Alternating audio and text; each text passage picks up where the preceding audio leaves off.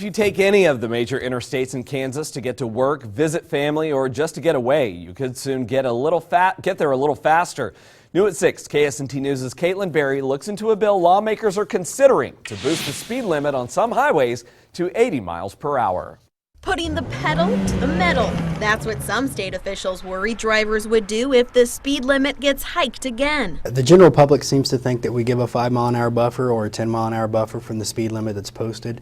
We don't do that. If you're at all familiar with stretches of highway like this with speed limits of 75, you've probably seen more than one driver pushing it. Winters worries upping that limit even by 5 miles per hour would cause problems. Anytime that you raise the speed limit on an interstate, the severity of crashes are a lot higher. In fact, statistics from the Kansas Department of Transportation show since the speed limit was raised to 75 miles per hour in 2011, fatalities on those highways have gone up. Whereas statewide fatalities are down.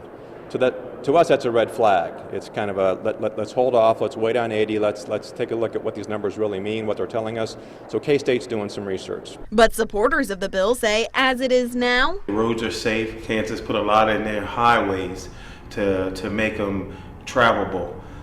So I think that it would be good to raise it to 80 because most people drive 80 anyway. And the sponsor of the bill doesn't think the higher limit would be abused. A lot of people are not going to drive 90 miles an hour. They're not comfortable with driving 90 miles an hour. They're probably comfortable at 80, 85. But skeptical questions from this committee suggest lawmakers might put the brakes on this bill, at least for this year. Kaitlin Berry, KSNT News. 7 states currently have maximum speed limits of 80 on certain highways. Texas is the only state with speed limits up to 85 miles an hour.